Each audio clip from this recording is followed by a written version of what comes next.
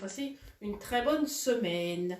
On va commencer comme d'habitude par chanter la chanson. Donc si vous voulez vous lever, on va chanter Bonjour mes amis.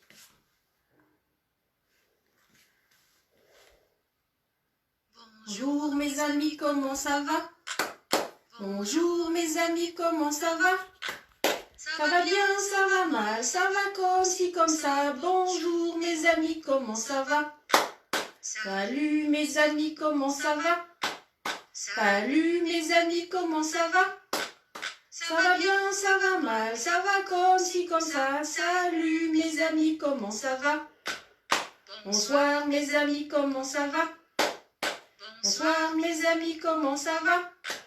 Ça va bien, ça va mal, ça va comme ci, comme ça. Bonsoir mes amis, comment ça va? Bonjour mes amis, comment ça va? On va arrêter le son parce que sinon ça va être... On va refaire une dernière fois tous ensemble. Bonjour mes amis, comment ça va? Bonjour mes amis, comment ça va? Ça va bien, ça va mal, ça va comme ci, comme ça. Bonjour mes amis, comment ça va? Voilà. Oh, je vais vous dire aussi, je m'excuse pour les problèmes techniques des 2 dernières semaines. Donc vous ne voyez pas super bien. On va essayer que ça marche bien cette semaine. Alors cette semaine, on va lire 2 histoires. On va commencer par une tomate inquiète. Et puis, où s'est caché le soleil. Donc d'abord, la tomate inquiète.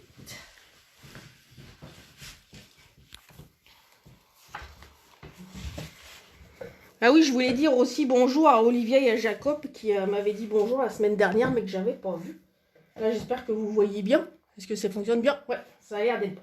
Donc, une tomate inquiète.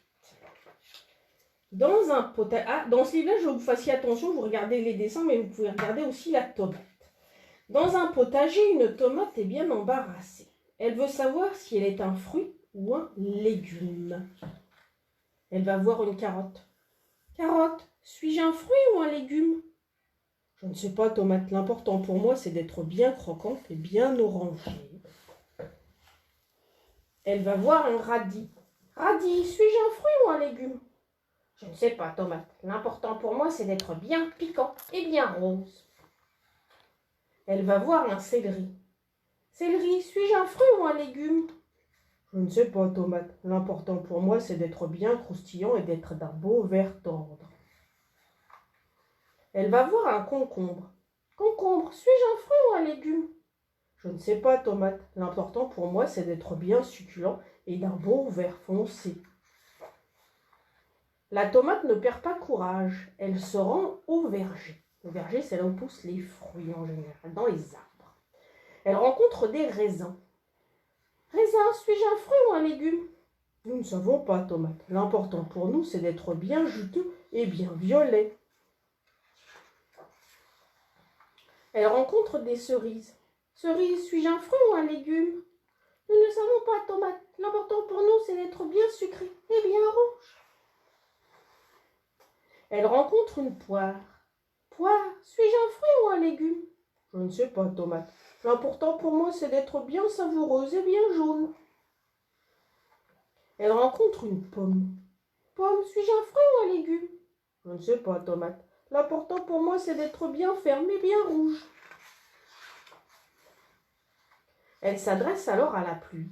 Pluie, suis-je un fruit ou un légume? Je ne sais pas, tomate, mais je sais que tu as besoin de moi pour devenir bien juteuse. Elle s'adresse au soleil. Soleil, suis-je un fruit ou un légume? Je ne sais pas, tomate, mais je sais que tu as besoin de moi pour devenir bien rouge. Alors, tomate est heureuse. L'important pour elle, c'est d'être bien juteuse et bien rouge. Et voilà, ça finit comme ça. Alors, ce qui est bien aussi dans ce livre-là, c'est qu'on voit tout le développement de la tomate, parce qu'on part de la tomate qui est sur son pied, elle est verte, et on arrive à une belle tomate bien rouge et bien juteuse. Voilà, c'était l'histoire de la tomate. Maintenant, nous allons lire Où s'est caché le soleil. Le sommeil, pardon, pas le soleil. C'était une nuit noire, mais vraiment très très noire. Noire comme ça. Non, peut-être pas finalement, car même les nuits très noires ne sont pas si noires que ça. D'ailleurs, c'était l'hiver. Alors l'hiver, forcément, il y avait du blanc. comme un peu ce matin avec la neige. Quelque part au fond d'une sombre caverne dormait toute une famille d'ours noirs. Le papa, la maman et les 4 petits oursons. Ah, mais non. L'un des 4 oursons ne dormait pas. Pourtant, il y avait longtemps que sa famille s'était endormie, plusieurs nuits, et elle allait dormir encore très longtemps, jusqu'au printemps. Mais lui, il dort pas. Le petit ours avait tout essayé, se coucher d'un côté, puis de l'autre, sur le ventre, sur le dos, la tête en bas, les pieds en haut. Tantôt il avait trop froid, tantôt il avait trop chaud. Ça lui piquait sous les bras, ça lui piquait dans le dos. Il s'était blotti contre son frère Henri, mais le lit était vraiment trop petit. Il avait emprunté la doudou de sa sœur Loulou et même la tétine de bébé Justine, sans résultat. Le petit ours avait soif, il avait faim, il avait envie d'un câlin, il avait envie de faire pipi, envie de jouer, mais pas envie de rester couché. Le petit ours alla voir sa maman et lui murmura tout bas à l'oreille. « Maman, je ne dors pas. »« Allons, dit maman ours, ferme les yeux et tu finiras bien par trouver le sommeil. » Puis elle bâilla, se retourna et se rendormit aussitôt. « Alors c'est donc ça, pensa le petit ours noir. Le sommeil ne vient pas tout seul, il faut le trouver. Mais comment le chercher si on a les yeux fermés ? Le petit ours se dit qu'il valait mieux garder l'œil ouvert et regarder partout.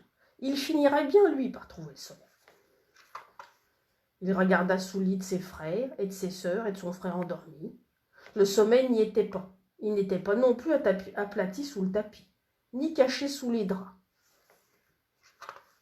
Découragé, le petit ours noir s'approcha de son papa. Et comme il ronflait très fort, il lui cria à l'oreille. « Papa, je ne dors pas !»« Dans la cuisine !» grogna le papa ours, car il était en train de rêver qu'il cherchait la confiture de mûre pour se faire une tartine. Puis il bâilla, se retourna et se rendormit aussitôt. Pas la moindre trace du sommeil dans la cuisine, mais il y faisait si bon. Le petit ours eut soudain très envie d'une collation.